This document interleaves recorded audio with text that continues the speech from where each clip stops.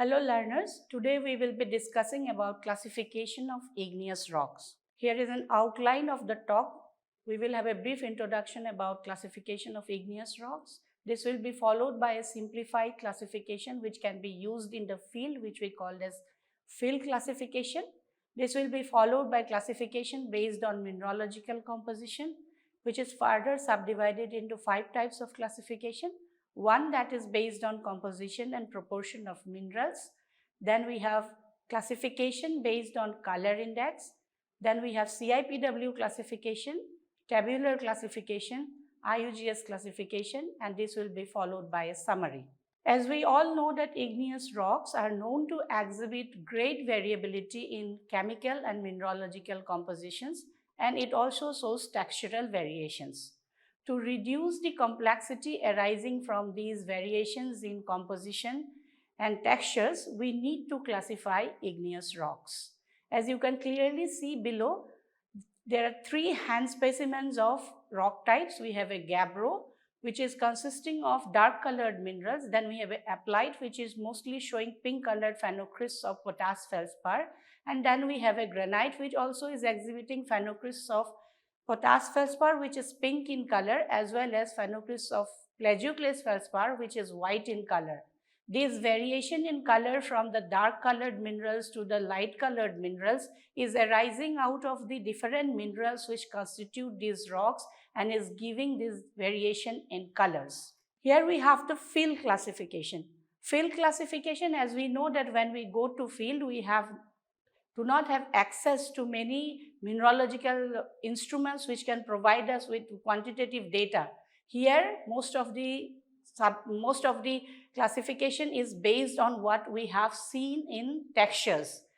Textures can be of various types, that we can have grain size variations which will be of coarse, fine, vesicular, and they may be glassy as well. And also we can look at the color of the rocks which is there in the minerals, which is arising out of the minerals which are there in the rock. For instance, in the felsic rocks, we will have light colored minerals. For intermediate rocks, we will have moderately light colored minerals and a mix of dark colored minerals. And for the mafic rocks, we will be seeing dark colored minerals. Even though the color is not a robust method of classifying igneous rocks, but in cases of vesicular or glassy materials such as obsidian, where we cannot observe any crystals or growth of any crystals in those rocks, we tend to classify them based on its color. Felsic minerals are quartz, potash feldspar, and sodic plagioclase, which gives the light color. And for intermediate rocks, we have sodic and calcic plagioclase, which gives it a mixed color of dark and bright. And for dark colored minerals, for mafic rocks, we have calcic plagioclases and pyroxene. And based on the variety of texture, whether it is a coarse grain felsic rock, it will be a granite.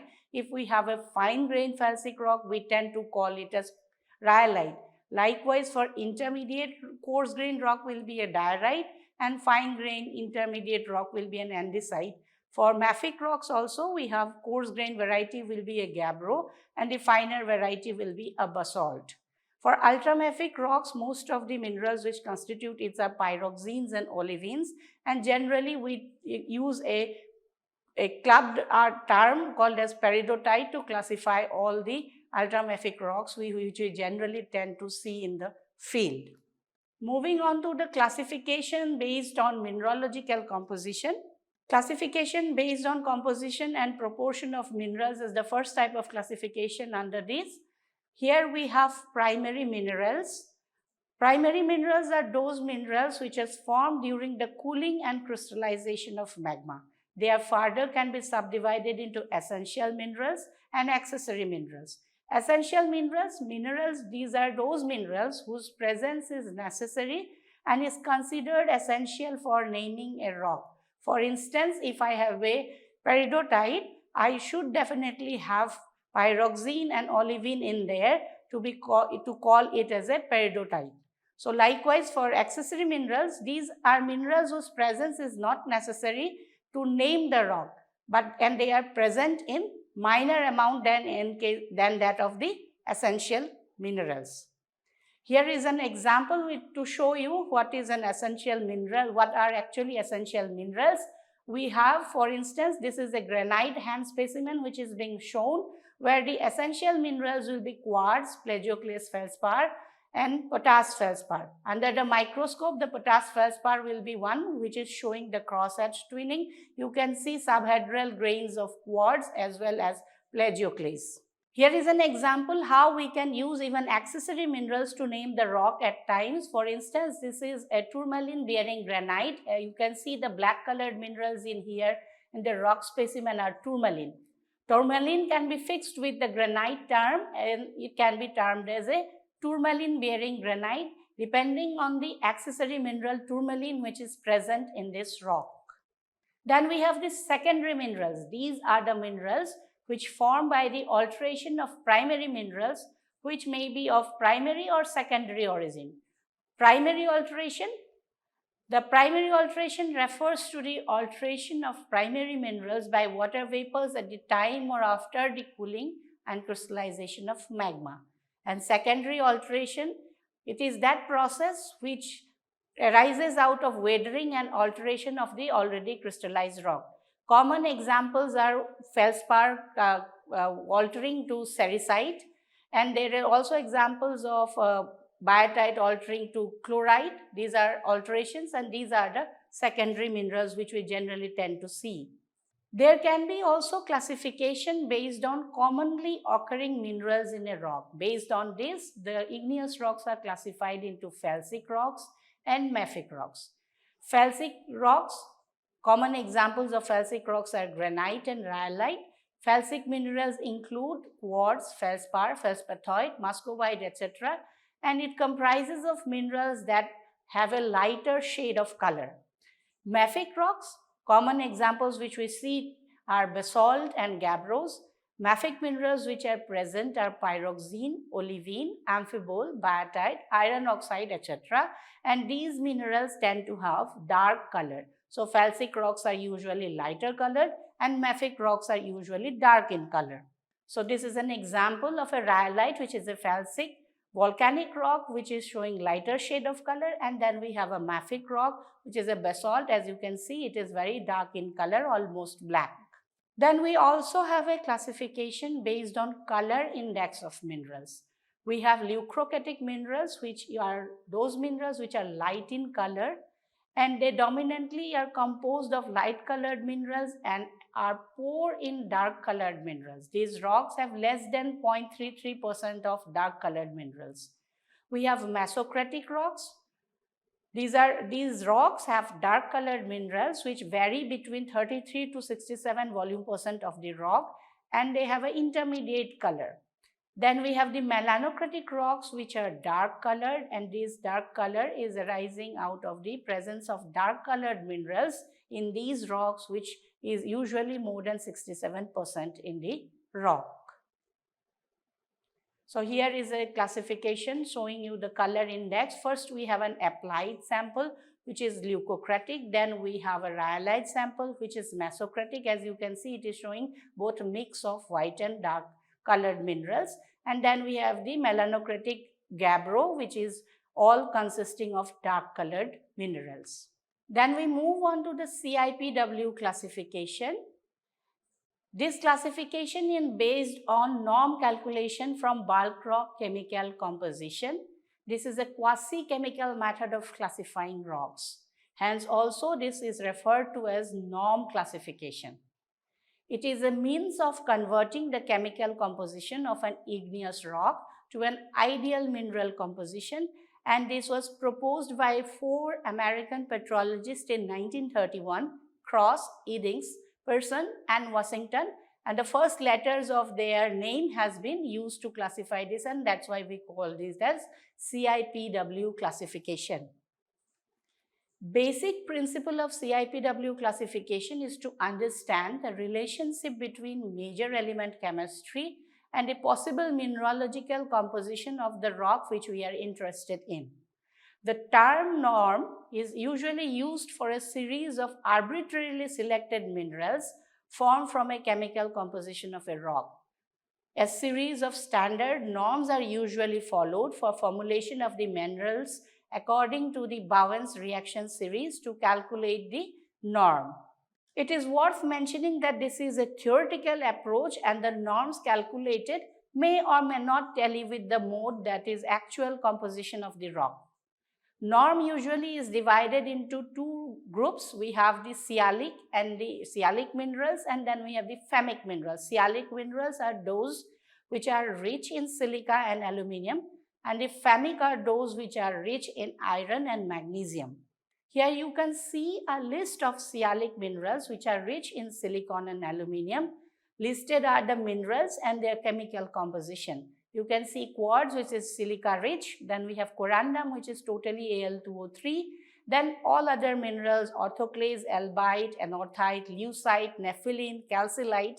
These all minerals, as you can see from their chemical formula, has a major proportion of silicon and aluminium in their chemical composition. Likewise, for the phamic minerals, these are rich in iron and magnesium.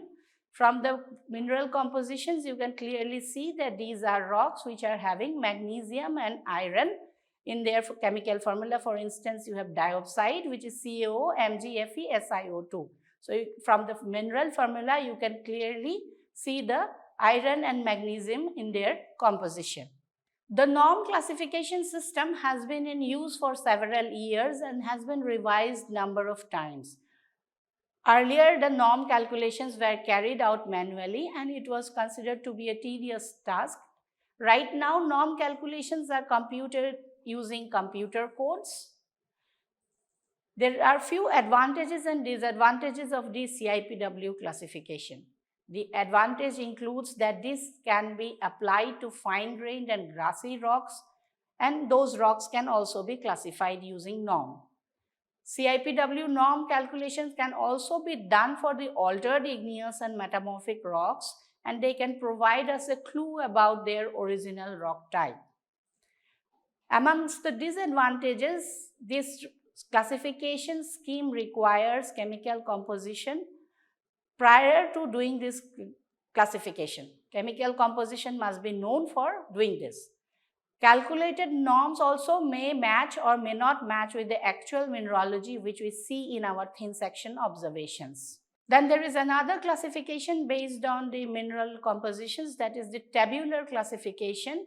This classification considers both silica content and relative proportion of feldspars, that is alkali and plagioclase feldspar. It also considers the mode of occurrence, SiO2 percentage and the amount of free quartz present, and the proportion of potash feldspar, lime, that is the calcic plagioclase, and the sodic plagioclase. Based on this, there has been three categories into which this is classified into. We have the oversaturated, saturated, and undersaturated rocks. These are further subdivided into oversaturated, group 1 and 2, saturated into group 3, and undersaturated into group 4, 5, and 6, as we will be seeing in the next slide, which is showing you the tabular classification. You can see that there are different columns which are being shown in this table. We have the tabular classification. First, we have the plutonic, hyperbasal, and volcanic. These are the different modes of occurrence of igneous rock. Plutonic rocks, those which are crystallizes at a shallower depth. Hyperbasal, a relatively shallower depth, and volcanic ones are the ones which are erupted on the surface of the earth.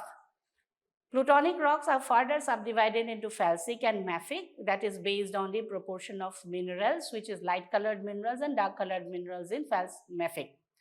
This is further, then you can see the oversaturated, saturated, and the undersaturated column, where you can see group 1 is having quartz, group 2 is having quartz plus feldspar, which is further subdivided into two groups, one which is predominating in orthoclase feldspar, the other group which is predominating in plagioclase feldspar. And this is resulting in two different types of rocks. If we have proportion of orthoclase feldspar more in group 2 along with quartz, then we call that rock as a granite. Likewise, if we have predominance of plagioclase feldspar along with quartz in group 2, we will call that plutonic rock to be granodiorite. Likewise, for the saturated rocks, we have feldspar present, Predominance of alkali feldspar in the rock will form a cyanide. Predominance of sodium and calcic plagioclase will form a diorite. Likewise, predominance of calcium and sodium plagioclase will form an anorthosite as a felsic rock, and its mafic equivalent is the gabbro. Likewise, we have also undersaturated rocks. We have group 4, which is consisting of feldspars and feldspathoids, which are silica undersaturated minerals. Then we have group 5, the feldspathoids only, and then we have group 6, which is mafic minerals dominated by mafic minerals. Likewise, for the felsics, we will have nepheline cyanide, and for this we have, for the group 5 feldspathoid predominated, we have isolite, and then for group 6, where mafic minerals are also in there, we call those as peridotite picrite. And different proportions of different hyperbasal rocks are also has been shown by these lines. You can see that the aplites can be having a composition from group 2 till group 4. And likewise, for the volcanic equivalents, we have rhyolite, dacite, trachyte, and andesite. For various groups, we have silica saturated andesite. And like if we have volcanic glasses, that will have a composition ranging from group 2 to group 3, and we will have peach stone or obsidian. Moving on to the most widely accepted classification of igneous rocks, that is the IUGS classification. IUGS stands for the International Union of Geological Sciences. IUGS established a subcommission for classifying plutonic rocks. This classification was recommended by IUGS in 1973, which was further elaborated by Liebas and Straxen in 1991. This classification has been able to bring uniformity and rationality in the field of classification of igneous rocks. Here, the rocks are classified and named based on their actual mineral contents measured in volume percent, that is their quantitative model composition. Model composition is usually determined from a number of thin sections of the same rock by point counting on a grid pattern. For this, we take thin sections, we make grid patterns on those thin sections, and we calculate the volume proportion of different minerals present in them by manual point counting or by automatic point counting, and that is what we call as the model composition of the rock. This classification is strictly a quantitative mineralogical classification. To classify the rock in a correct manner, we need to have the model proportion of minerals, and the percentages of 5 minerals must be determined. That is Q, A, P, F, and M. Here, the Q stands for quartz and the polymorphs of silica. Say, for instance, cristobalite, stishovite, these are polymorphs of silica. Then we can have A, alkali feldspar, which includes albite, that is NaAlSi3O8. Then we have plagioclase feldspars, which are more calcic, like anorthite, CaAl2Si3O8. Then we have feldspathoids, feldspathoid minerals such as nepheline. And then the M, which is all other phases, which are the mafic minerals. Here is a diagram of the IUGS classification. This IUGS classification, as has been already mentioned, is a quantitative mineralogical composition which is plotted on a QAPF double triangle joined at AP base for classification purpose. So this is Q, this is A and the P triangle, and this is where we have A, P and F triangle, and this is the AP joint where this is joined together. This is the double triangle which we are talking about. So this is Q stands for quartz, P stands for plagioclase feldspar, A stands for alkali feldspars, and we have F stands for the foids. Foids are this triangle FAP is for silica undersaturated rocks, and this QAP triangle is for silica saturated rocks. Here you can see that if you have proportion of very high proportion of quartz, you have quartzolite. Likewise, if you have very high proportion of plagioclase feldspar, you will be forming rocks such as diorite, gabbro, and anorthosite. Likewise, if you have more proportion of alkali feldspar, you will have alkali feldspar cyanide. So these lines which are dividing these fields, this is basically to show the field in which alkali feldspar cyanides will be forming. So this is the field for quartz cyanide. Likewise, we have field for the granite and the granodiorite as well. Composition is usually recalculated on the percentage basis and projected on the QAPF plane so that the Q plus A plus P is 100 or F plus A plus P is 100. We know that the mineralogy of a rock reflects its chemical composition because a rock is consisting of different minerals and these minerals are chemical constituents of a rock. Rocks with free quartz are rich in silica, could be granite. Likewise, rocks with plagioclase dominant feldspar are high in calcium and they can be gabbro or diorite. And those rocks which are dominated by mafic minerals contain considerable magnesium and iron and they may be called as peridotite or dunite, etc. Dunite is a monomineralic olivine bearing rock which is olivine composition is MgFe2SiO4. So you can clearly see from this example that what is the proportion of magnesium and iron in such kind of a chemical composition. IUGS classification distinguishes rocks based on the grain size. For instance, plutonic rocks are coarse grain and volcanic rocks are fine grain. Plutonic rocks are coarse grain because they are erupted at a certain depth within the Earth's crust and as a result they have sufficient time for growth of its crystal. For the volcanic rocks, as they are erupted on the surface of the earth and they immediately quench, there is not much time left for the grain growth and as a result those rocks exhibit fine mineral grains. Rocks with less than 90% mafic minerals are classified based on their light colored constituents such as quartz, plagioclase, alkali feldspar. Alkali feldspar may consist of orthoclase, microcline and feldspathoid minerals and plagioclase feldspar will be albite. Rocks with 90 to 100% mafic minerals are usually called as ultramafic and are classified based on the relative proportion of mafic minerals. A number of plutonic igneous rocks are low in silica and contain feldspathoids rather than quartz. For such rocks, the second triangle, as has been mentioned, the FAP triangle will be used. A rock cannot appear in both the triangles, that is the QAP, because quartz and feldspathoids are chemically incompatible. When mixed, they will react to form feldspar of intermediate silica content. How do we determine the percentages of quartz, alkali feldspar and plagioclase feldspar in a rock? Here I have shown you the mineral formulas, how it is considered. Mafic minerals are considered to be constituting 50% of the rock and rest quartz, alkali feldspar and plagioclase feldspar constitute the rest of the 50%. And you can calculate it and normalize it to 100%, which will give us the values which we can plot and find out where our composition is falling, and this will allow us to classify the rock using the QAPF diagram. So here is an example how we do this. We have the Q over here and A over here and P over here.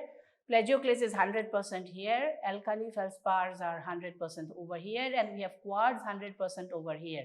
The alkali feldspar proportion will increase from the QAP plane towards A. The quartz proportion will increase from AP plane towards Q, and plagioclase feldspar composition will increase from AQ plane towards P. By finding out the values of QAP and normalizing it to 100, we can plot the composition of our rock concerned in this triangle and can classify our rocks. There are certain drawbacks of the IUGS classification. Rock texture is not reflected in this classification except for making distinction between the finer and the coarser rock types. Rocks such as serpentine and kimberlite also do not fit into the IUGS classification scheme. So here is the brief summary of the talk which we have just now heard. We have the field blaze classification. Based on texture, we can classify a rock to be phaneritic, aphanitic, vesicular, glassy or fragmental. Mineralogy wise, it can have quartz, K-feldspar in granite, for instance. Based on color, we can have felsic and mafic rocks. And based on mineralogical composition, we have composition and proportion of minerals, color index, CIPW, tabular, and IUGS classification. Based on composition of and proportion of minerals, we can classify them as primary minerals, which can further be classified into essential and accessory categories. Secondary minerals, which also can be further classified into primary and secondary alterations. Based on color index, we have leucocratic rocks, melanocratic rocks, and mesocratic rocks. CIPW norm allows us to find out the minerals which are either falling in the sialic or the phamic group. Tabular classification is more based on the silica saturation. We have oversaturated, silica oversaturated, silica saturated, and silica undersaturated variety. Then we have the IUGS classification, which is based on the composition of the rock, and we can calculate the Q, A, and P proportion of minerals in the rock and plot it on the diagram of QAPF and classify the rocks. Thank you.